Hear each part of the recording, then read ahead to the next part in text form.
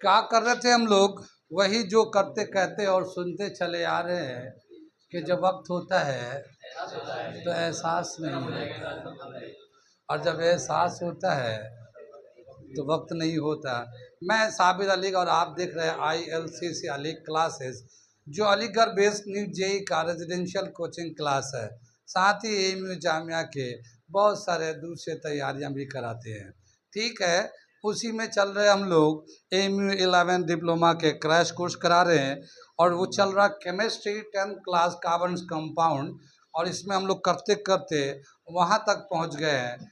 आखिरी जो टॉपिक किया था वो था एडिशन रिएक्शन, और हम लोग कर रहे थे अल्कीन का हाइड्रोजनेशन कराया था और बनाया था वनस्पति घी। याद तो होगा। ठीक है, एडिशन रिएक्शन से आगे चलते हम लोग। क्या दे रखा है कि एडिशन रिएक्शन में जो अनसेचुरेटेड हाइड्रोकार्बन्स होते हैं उनका एक सिग्मा एक पाई बॉन्ड होता है।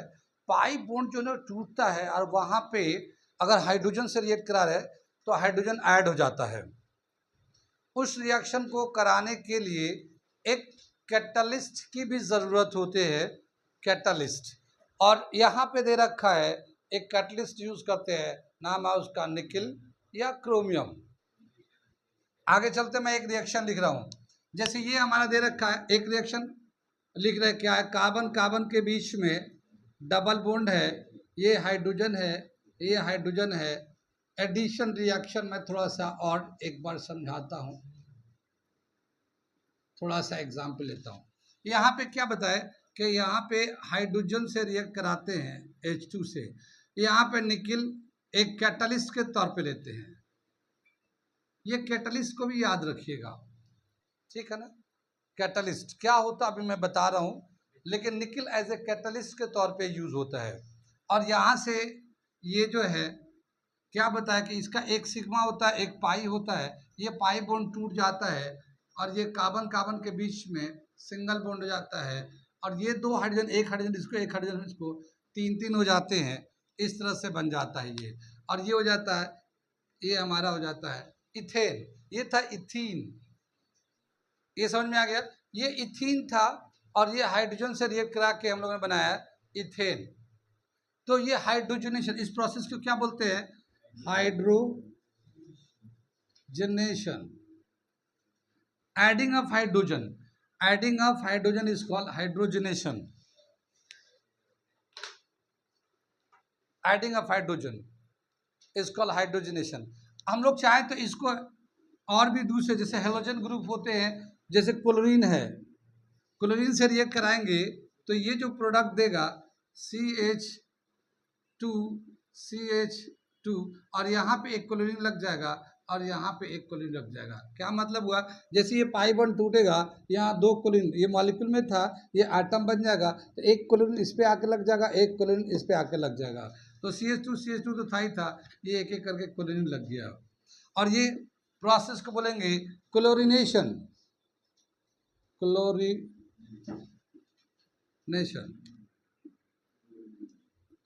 क्लोरीनेशन कितनी बात समझ में? ऐसे अगर ब्रोमीन कर लेते हैं, ब्रोमीन से कराते हैं तो ब्रोमिनेशन। आयोडीन लेते हैं, आयोडिनेशन।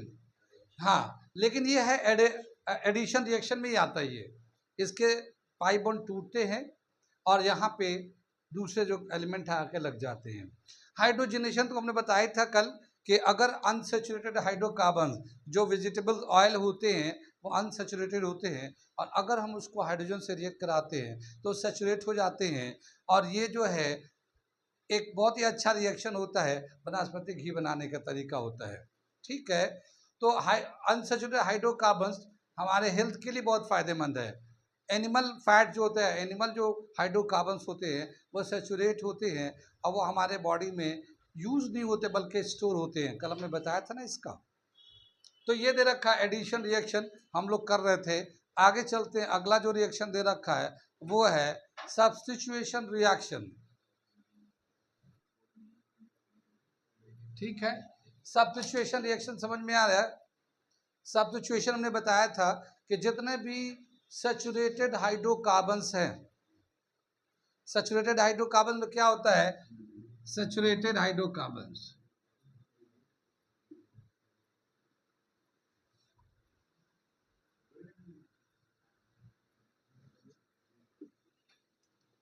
सैचुरेटेड हाइड्रोकार्बन्स फॉर्मूला होता है CnH2n+2। अब मान लो जैसे हम लोग इथेन ले लेते हैं, CH3 इथेन हो गया ये। कितनी बात समझ में आई? अब इसमें क्या है कि इसका जब स्ट्रक्चर देखेंगे हम लोग तो ये सभी इसके बॉन्ड बने हुए हैं। ऐसे कार्बन के 4 बॉन्ड होते हैं और ये 4 के 4 सिग्मा बॉन्ड बने हुए हैं। यहाँ पे अब कोई बॉन्ड बनाने की टेंडेंसी नहीं है, ठीक है। लेकिन अगर ये रिएक्ट कराना चाहते हैं, जैसे हम लोगों ने बताया था कि इसको क्लोरीन से रिएक्ट करा सकते हैं। क्लोरीन से रिएक्ट कराते हैं सनलाइट के प्रेजेंस में। सनलाइट याद है, ये पहले ही रिएक्शन हमने कराया था। तो ये क्या होता है, क्लोरीन जो है मॉलिक्यूल जो होता है ये टूट के एटम बन जाता है इस तरह से, और ये एक हाइड्रोजन को हटाकर उसकी जगह पे, जैसे ये एक हाइड्रोजन को हटा देगा, एक क्लोरीन आके यहाँ लग जाएगा, ठीक है।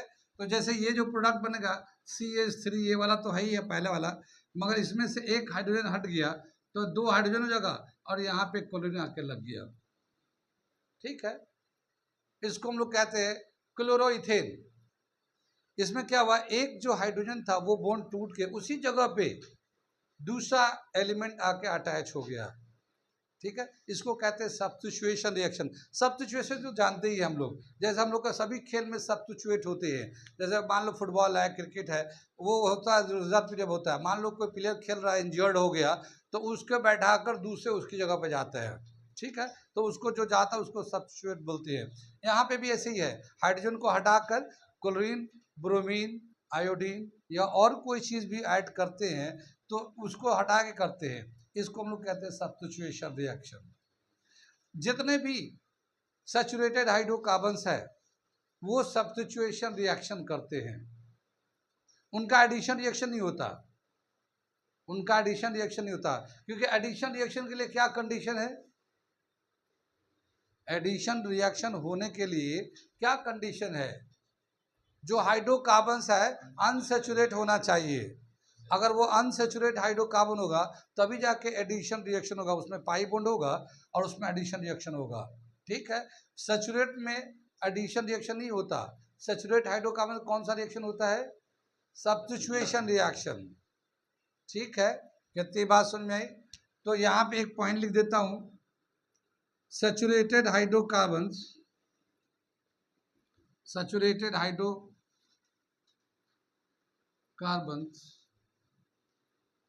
undergo only substitution reaction,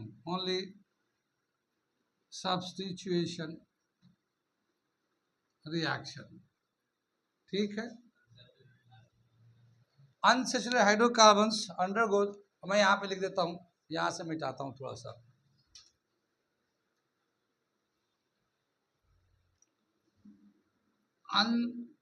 unsaturated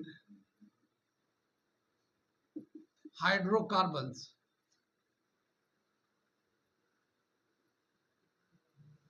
undergoes first addition reaction, ठीक है। जो अनसैचुरेटेड होता है एडिशन रिएक्शन से वो सैचुरेट हो जाता है, वो सैचुरेट हो जाता है, और जब फिर सैचुरेट हो जाएगा तो फिर सब्स्टिट्यूशन रिएक्शन करेगा। तो क्या हुआ, first addition reaction and then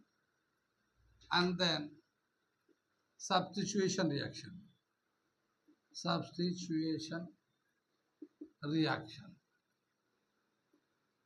if required, अगर जरूरत है तो, अगर जरूरत है तभी जाएगा, वरना खाली एडिशन रिएक्शन तो करता ही करता वो। कितनी बात समझ में आई है? आगे चले हम लोग। यहाँ पे रिएक्शन से रिलेटेड थोड़ी थोड़ी रिएक्शन दे रखा, छोटी छोटी सी बातें दे रखी, ये कंप्लीट हो जाता है, ठीक। केमिकल प्रॉपर्टीज ऑफ हाइड्रोकार्बन्स में जो रिएक्शन हमारे सिलेबस के हिसाब से दे रखा, होने को बहुत सारी चीजें हैं, और वो बहुत सारी चीजें पढ़ेंगे हम लोग बड़े क्लासेस में जाकर। आगे जो दे रखा हमारा कार्बन कंपाउंड में सम इंपॉर्टेंट ऑर्गेनिक कंपाउंड्स, ठीक है। अगला जो टॉपिक करने जा रहे हैं इसे मिटा दें हम लोग। सम इंपॉर्टेंट ऑर्गेनिक कंपाउंड,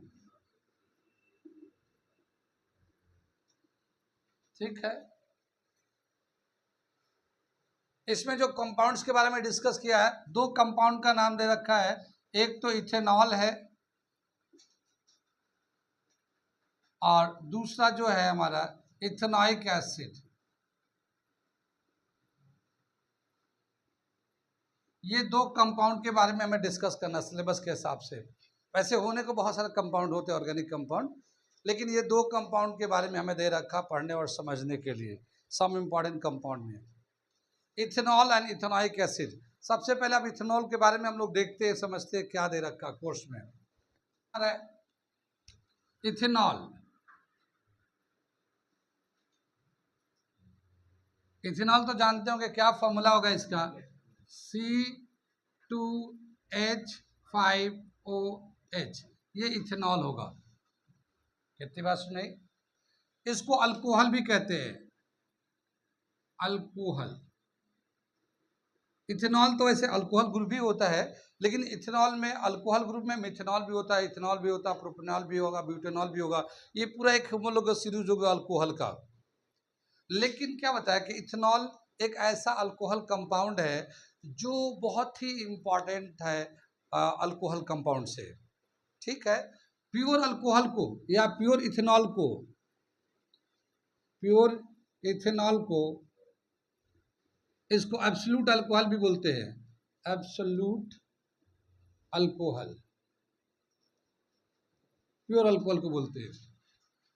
ये जो अल्कोहल है वाटर में सॉल्युबल है, ठीक है। इट इज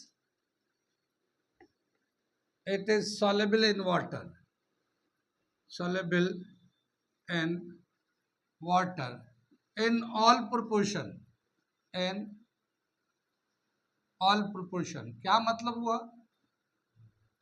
यानी जितना आप अल्कोहल मिला दो पानी में मिल जाएगा, थोड़ा डालो थोड़ा मिल जाएगा, ज्यादा डालो ज्यादा मिल जाएगा, किसी भी प्रोपोर्शन में चाहो मिला सकते हैं अल्कोहल को वाटर में। ये अल्कोहल जो है इंपॉर्टेंट ingredient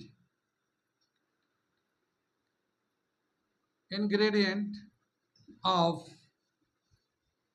medicine solvent।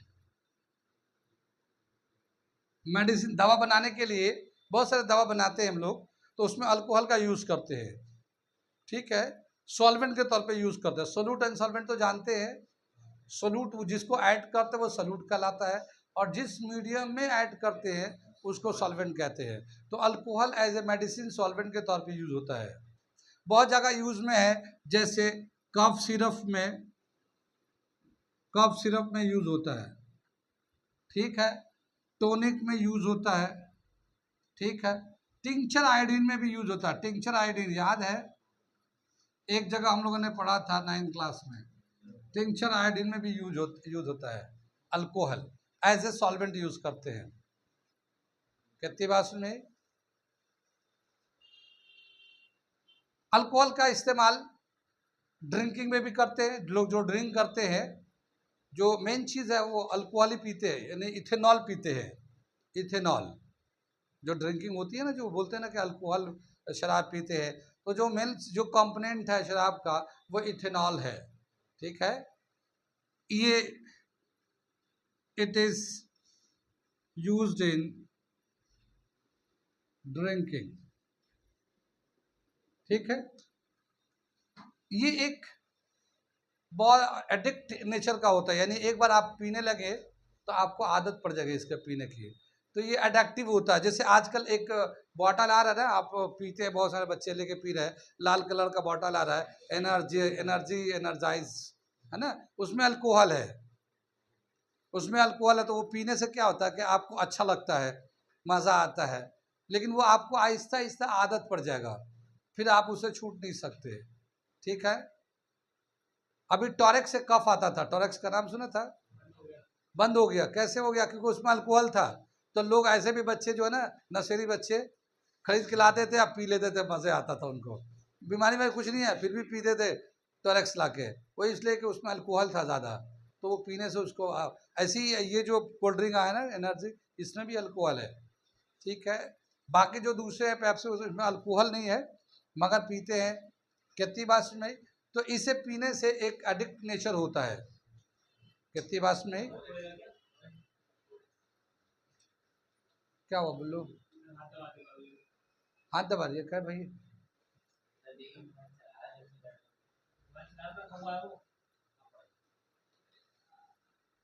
ठीक है, हो जाए, फिर यहाँ बैठ बैठो, यहाँ आ जाओ यहाँ।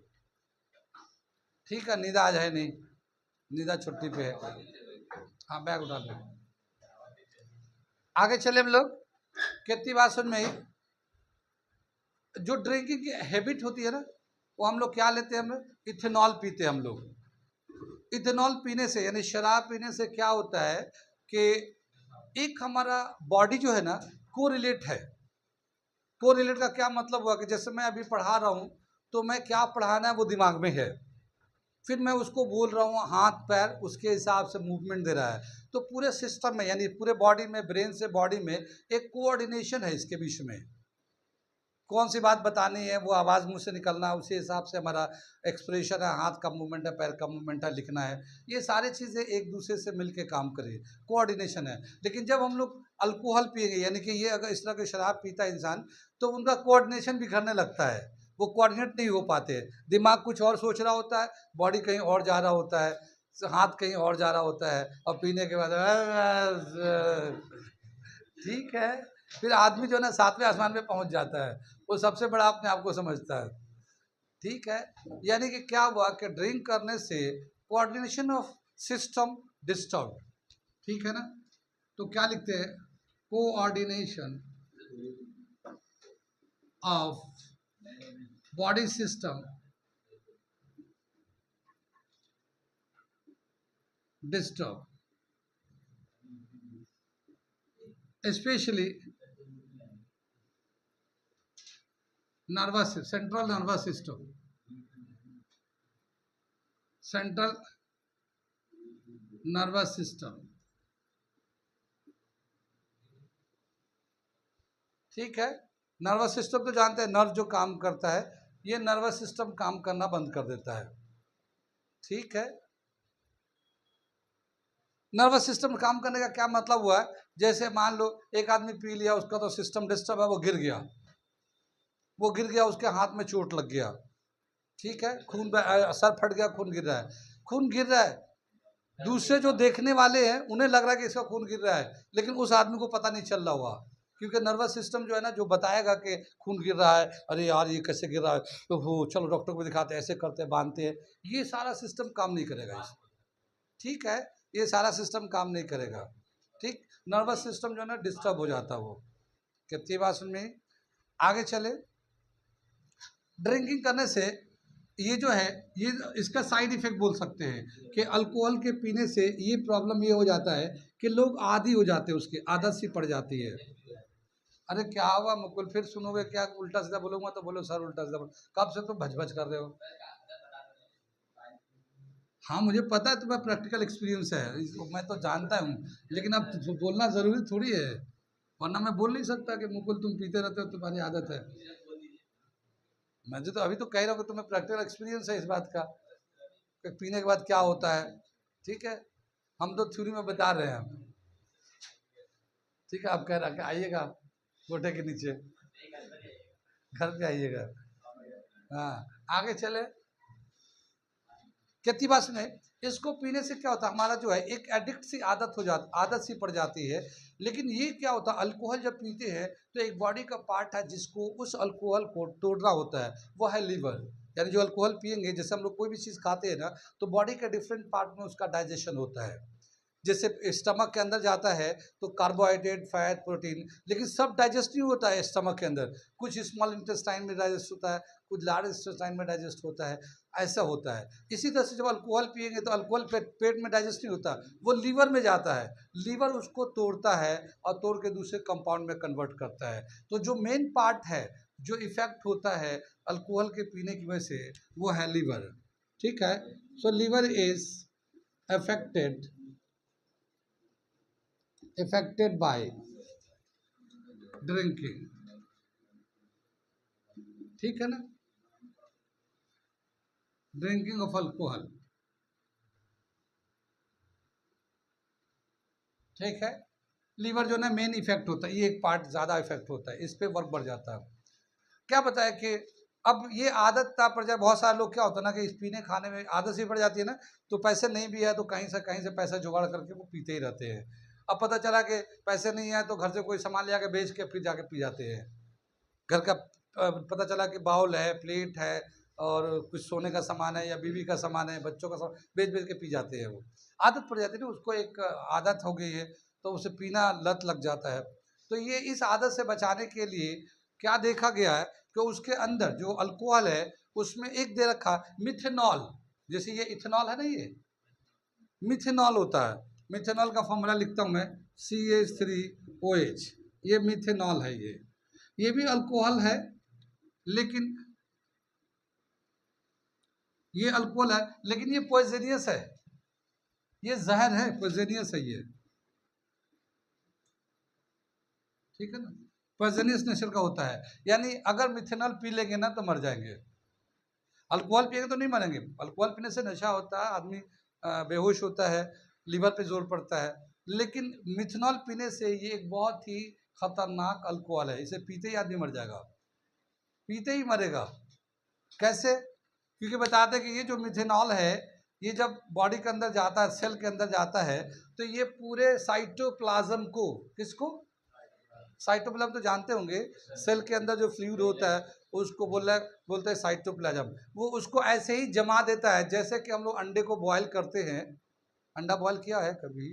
तो अंडा बॉयल कर तो उसके अंदर जो लिक्विड होता है जम के बिल्कुल बॉल हो जाता है, सफ़ेद कलर का, देखा तो होगा। ऐसे ही वो जम जाएगा, साइटोप्लाज्म, सेल का साइटोप्लाज्म वैसे ही जम जाएगा जैसे अंडा जम जाता है और जब बॉयल करते हैं तो कोगुलेट हो जाता है। कोगुलेट का मतलब पूरा सेल जो है ना, उसका लाइफ जो था, जिसमें माइटोकॉन्ड्रिया भी था, लाइसोसोम था, बहुत सारे फंक्शन हो रहे थे, ये सारे सेल्स इस तरह से कोगुलेट हो जाएंगे और एकदम सडन डेथ हो जाएगा। मिथेनॉल पीते बहुत दफ़ा सुनते हैं न्यूज़ में कि शराब पीने से बहुत लोग मर गए, 12 लोग मर गए, 18 लोग मर गए। वो ऐसे ही इसी तरह का नकली मतलब खराब शराब पीते हैं, मिथेनॉल वगैरह पी लेते हैं। अब क्या है कि इथेनॉल तो मिलता है, लोग पीते हैं, उतना नुकसान नहीं करता, लेकिन आदत पड़ जाती है। तो ये दवा में भी बहुत इस्तेमाल में था, मेडिकली बहुत यूज़ में है। तो मेडिकल के लिए बहुत जगह ट्रांसपोर्ट करना पड़ता, बनाना पड़ता, ट्रांसपोर्ट करना पड़ता फैक्ट्री तक दवा बनाने के लिए इथेनॉल को। लेकिन बीच में लोग बेच के पीने लगते हैं और बहुत सारी चीज़ें होती हैं, उसको बचाने के लिए क्या करते हैं, इसमें मिथेनॉल ऐड कर देते हैं। तो इथेनॉल में मिथेनॉल को मिला के इसको थोड़ा पॉइजनियस बना दिया जाता है ताकि लोग पिए नहीं, जान के डर रहेगा तो पिएंगे नहीं। लेकिन क्या है, पीने वालों को ठीक है, पी जाते हैं, मर जाते हैं मगर पी जाते हैं। तो इसको डेंजर बना देते हैं, मतलब इसमें क्या कर इथेनॉल में मिथेनॉल मिला देते हैं ताकि लोग डर के मारे पिए नहीं। कुछ कभी कभी इसमें डाइज भी मिला देते हैं, डाइज मतलब ये डाइज कलर होता है, कलर आते हैं, पाउडर आते हैं, तो ये पाउडर मिला देते हैं तो वो कलरफुल अल्कोहल हो जाता है।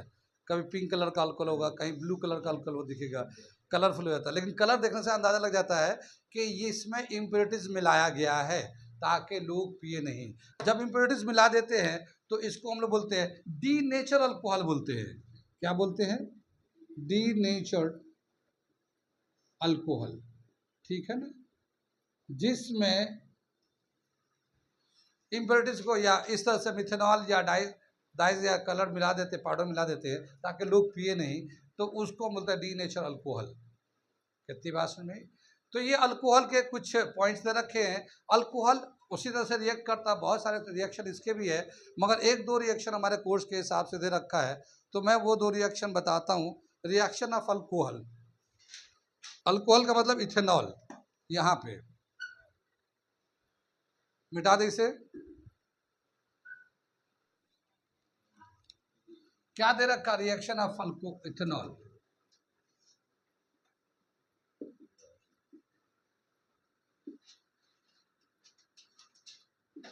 इथेनॉल। सबसे पहले देखा इथेनॉल को अगर सोडियम से रिएक्ट कराते हैं तो ये सोडियम इथेनोएट बनाता है। सोडियम से अगर ये इथेनॉल को C2H5OH को सोडियम से रिएक्ट कराते हैं इन द प्रेजेंस ऑफ,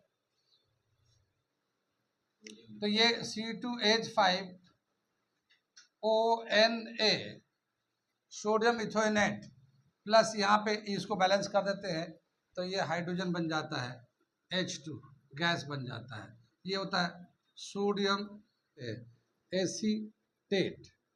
ये इथेन है ना, इथेन से इथेनोएट बोलते हैं इसको, एसीटेट भी बोलते हैं। Sodium acetate plus hydrogen gas.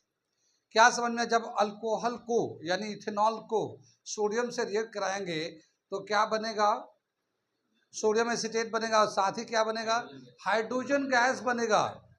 तो ये भी पिछले चैप्टर में हम लोगों ने कराया था ना बहुत सारा रिएक्शन, कि ये रिएक्शन होगा तो कौन कौन सा प्रोडक्ट बनता है, इसका भी याद रखना है कि जब सोडियम को इथेनॉल को रिएक्ट कराते हैं तो ये हाइड्रोजन प्रोडक्ट देता है। एक रिएक्शन और दे रखा है इसका, क्या दे रखा है कि अगर इथेनॉल को कंसंट्रेटेड एसिड से हाई टेम्परेचर पे रिएक्ट कराया जाए तो ये पानी यानी वाटर को रिलीज करता है और इथेनॉल से इथीन बन जाता है। देखा रिएक्शन लिखता हूँ, C2H5OH, ये तो अल्कोहल हो गया, इथेनॉल हो गया, इसको hot H2 high concentrated H2SO4 sulphuric acid 443 kelvin temperature, यानी इस इथेनॉल को कंसंट्रेटेड सल्फ्यूरिक एसिड से रिएक्ट कराए इतने टेम्परेचर पे 443 केल्विन टेम्परेचर पे, तो इसमें से क्या होता है, वाटर रिलीज होता है H2O और साथ ही बन जाता है C2H4 इथीन। ये इथेनॉल था और ये जो है इथीन बन जाता है। इसको बोलते हैं डिहाइड्रेशन प्रोसेस। इसे क्या बोलते हैं हम लोग, डिहाइड्रेशन। जब पानी रिलीज होता है ना तो इसको डिहाइड्रेशन कहते हैं, डिहाइड्रेशन प्रोसेस। और इसको सल्फ्यूरिक एसिड को बोलते हैं डिहाइड्रेटिंग एजेंट भी बोलते हैं। तो इस तरह से पूछा जाता है सवाल, इसको क्या बोलते हैं, तो यहाँ पे बोलेंगे concentrated sulphuric acid H2SO4 is called dehydrating agent।